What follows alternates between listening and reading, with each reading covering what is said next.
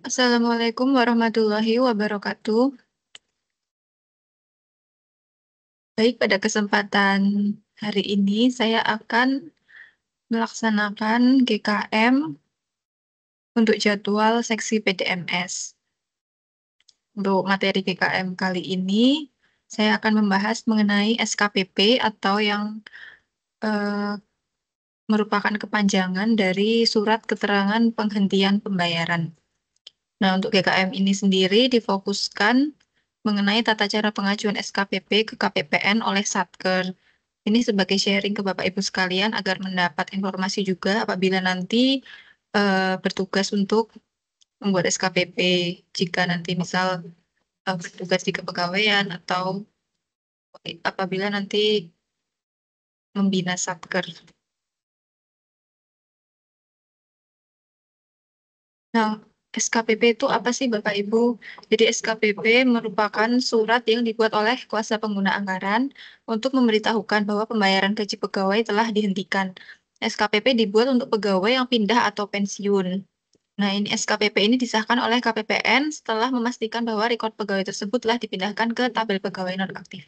Jadi, biasanya jika ada mutasi, SK mutasi atau misal pegawai pensiun, nanti Bapak Ibu pegawai dari Satker itu akan mengajukan SKPP pegawai yang mutasi atau pensiun tersebut. Nah, nanti ketika dia mengirimkan SKPP-nya ke KPPN, itu nanti akan otomatis status pegawai yang pindah atau pensiun tersebut akan menjadi nonaktif di aplikasi web. Nah, untuk pengajuan SKPP sendiri ini, satuan kerja harus mengajukan konsep SKPP beserta dokumen pendukung melalui aplikasi yang sesuai dengan status satuan kerja. Setelah itu, SKPP akan diproses oleh pegawai seksi pencairan dana atau pencairan dana dan manajemen Satker pada KPPN tipe A2. Jadi untuk di KPPN Selong ini sendiri, nanti biasanya Satker akan menginformasikan apabila ada SKPP melalui nomor layanan resmi KPPN Selong, melalui WhatsApp. Selanjutnya nanti dari seksi PDMS akan memproses SKPP tersebut. Untuk norma waktunya sendiri, di janji layanan kami menyebutkan bahwa proses penyelesaian SKPP itu adalah 1 hari kerja, sehingga SKPP setelah dokumen lengkap dari Satker. Jadi tidak boleh lebih dari 1 hari kerja untuk penerbitan SKPP dari KPPN-nya. Nah, untuk secara garis besarnya, langkah-langkah pengajuan SKPP di KPPN Selong ini ada 3. Yang pertama, dari Satker itu nanti akan merekam data pada gaji web. Data-data yang direkam ini merupakan data SK, lalu pemutakhiran data pegawai dan keluarga. Serta jika apabila ada utang, juga harus di input data utangnya. Lalu setelah menginput data-datanya pada aplikasi gaji web, nanti ada tombol kirim SKPP ke KPPN melalui gaji web juga. Jadi sekarang sudah tidak perlu lagi mengirimkan SKPP secara manual. Namun untuk eh, pegawai P3K itu masih belum tersedia layanan SKPP pada gaji web. Jadi khusus untuk P3K nanti harus membuat SKPP secara manual dan mengirimkan scan-nya ke KPPN. Jadi KPPN juga mengeceknya secara manual. Nah, untuk langkah yang terakhir yaitu mengirimkan kelengkapan dokumen pada website KPPN. Nah, untuk detailnya seperti apa akan dijelaskan di bagian selanjutnya. Nah, ini untuk aplikasi yang digunakan dalam menerbitkan SKPP itu ada 2. Yang pertama adalah aplikasi gaji web. Yang kedua adalah ini merupakan inovasi dari KPPN Selong yaitu aplikasi layanan SKPP KPPN Selong. Kalau untuk aplikasi gaji web sendiri, ini adalah merupakan aplikasi buatan kantor pusat DJPB yang digunakan untuk eh, menghitung gaji, uang makan, uang lembur bagi PNS dan P3K, dan juga untuk PPNPN. Namun, untuk PPNPN hanya fokus ke gaji penghasilan Indo saja. Untuk yang lain digunakannya oleh PNS dan P3K. Nah, untuk lebih detailnya, untuk lebih detail mengenai pengajuan SKPP pada aplikasi gaji web, akan saya jelaskan dengan menunjukkan jenis gaji web sebagai berikut. Nah, jadi secara garis besar yang harus dilakukan ketika akan mengajukan SKPP pegawai, baik pindah maupun pensiun, itu yang pertama yaitu merekam SK perubahan. Jadi, ketika pegawai itu mutasi, pindah atau pensiun atau meninggal, itu biasanya akan mendapatkan surat keputusan. Jika pindah berarti SK-nya merupakan SK mutasi. Jika pensiun berarti merupakan SK pensiun. Nah, selanjutnya yaitu rekam referensi nomor SKPP, lalu rekam SKPP, lalu persetujuan SKPP oleh PPK, cetak SKPP, dan kirim SKPP ke KPPN. Nah, ini sampai sini saja untuk yang kirim SKPP ke KPPN. Jadi untuk tahap pertama yaitu merekam SK perubahan. Jadi,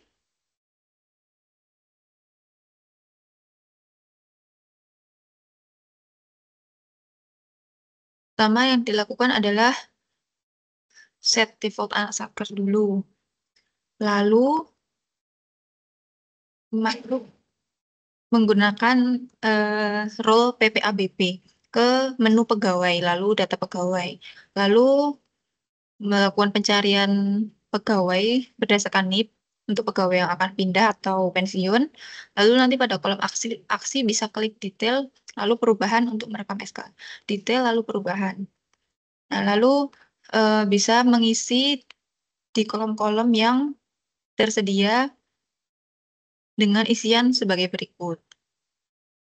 Untuk pindah, jenis SK-nya perubahan pindah. Untuk meninggal, jenisnya perubahan kedudukan meninggal. Untuk pensiun, perubahan kedudukan pensiun, dan lain-lain.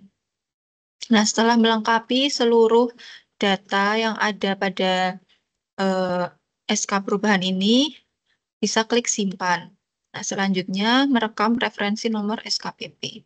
Ini dilakukan oleh PPABP juga di menu SKPP, referensi nomor SKPP, lalu klik tambah.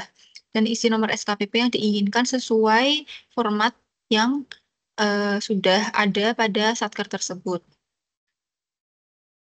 Lalu simpan. Nah, selanjutnya adalah merekam SKPP. Setelah merekam nomor referensi SKPP, PPABP masuk ke menu SKPP, lalu RUH SKPP, lalu klik tambah, dan mengisi kolom-kolom yang tersedia. Nah, ini juga jenis SKPP ada bermacam-macam ya. Jadi ada 5 jenis, pindah pensiun, berhenti non pensiun, meninggal berhak pensiun, dan meninggal tidak berhak pensiun. Ini diisi sesuai dengan pegawai yang akan pindah atau pensiun. Lalu pada kolom aksi bisa klik update data detail SKPP. Selanjutnya pilih pegawai yang dimaksud. Nah, jika ada data utang, mohon diisi kode akun terkait utang data tersebut, terkait data utang pegawai yang bersangkutan. Lalu pastikan untuk mengecek tujuan untuk memasukkan kode satker yang baru untuk pegawai pindah. Ini juga tidak wajib sih sebenarnya. Jika ada. Nah, jika data pada header SKPP sudah oke, PPABP bisa melakukan kirim SKPP ke PPK atau KPA. Nah, selanjutnya jika data sudah dikirim ke PPK, PPK login, lalu ke menu SKPP, RUH SKPP. Lalu melihat data detail SKPP untuk mengecek apakah datanya sudah benar atau belum. Nah, jika datanya yang dianggap sudah benar, maka PPK dapat melakukan persetujuan SKPP. Selanjutnya, setelah disetujui, PPK dapat melakukan cetak SKPP dan kirim SKPP ke KPPN. Nah, ini menunya ada pada kolom aksi, lalu klik cetak. Selanjutnya, klik refresh hingga status cetak SKPP selesai. Lalu SKPP dapat diunduh dan dikirim ke KPPN. Nah, untuk tahap di gaji web sudah selesai sampai di sini. Biasanya ketika SKPP sudah dikirim ke KPPN, Satker akan menginfokan admin KPPN melalui WhatsApp, nomor WhatsApp resmi KPPN Selong. bahwa sudah mengirim data SKPP pada aplikasi Gaji Web. Nah, jika sudah seperti itu, nanti petugas dari KPPN Selong, dari seksi PDMS, akan mengarahkan Satker untuk menginput dokumen-dokumen yang diperlukan terkait dengan pengajuan SKPP tersebut. Nah, untuk penginputan dokumen itu sendiri dilakukan melalui aplikasi layanan SKP KPPN Selong.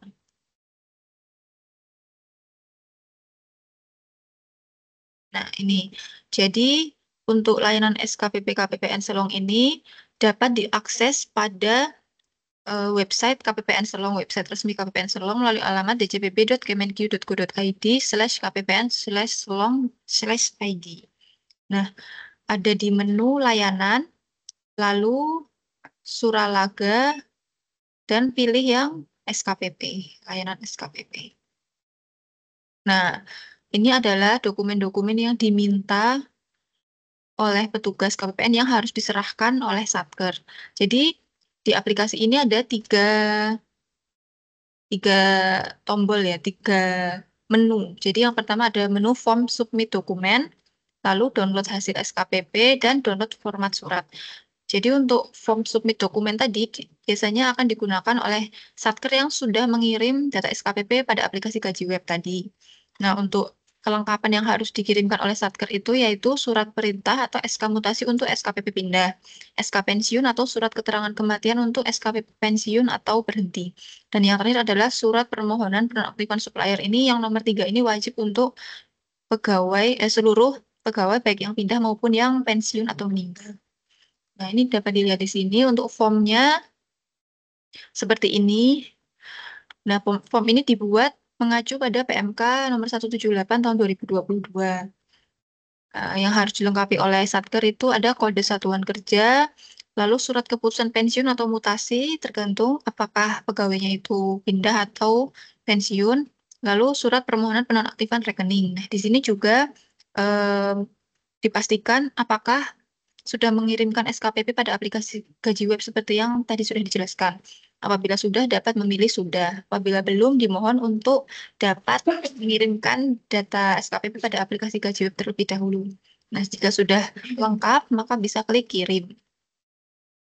Nah, untuk menu kedua ini adalah download hasil SKPP. Jadi ketika seluruh kelengkapan dan data pada Gaji Web sudah benar, yang dikirimkan oleh Satker sudah benar, maka nanti KPPN Selong akan menerbitkan SKPP. Nah, nanti jika sudah diterbitkan oleh KPPN Selong, maka biasanya akan dikirim melalui WhatsApp resmi kepada satu yang bersangkutan atau dan juga eh, perda dokumen arsip dokumennya ditaruh di Google Drive di download hasil SKP. Jadi ketika nanti ada satker yang ingin mencari lagi, bisa mengakses menu download hasil SKPP ini. Nah, untuk menu yang terakhir yaitu ada download format surat. Jadi tadi kan untuk di menu pertama itu form submit dokumen. Nah, yang nomor 3 adalah surat permohonan penonaktifan supplier ini memiliki format yang seragam berdasarkan PMK tadi, PMK supplier. Nah, itu bisa di-download pada menu download format surat seperti ini. Nah, ini bisa langsung di-download saja untuk dilengkapi datanya sesuai data pegawai yang akan diterbitkan SKPP-nya.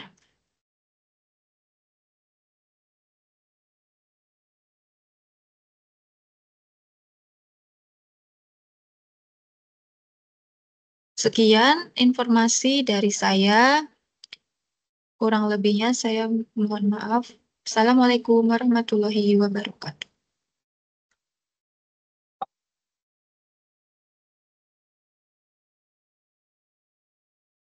Apa?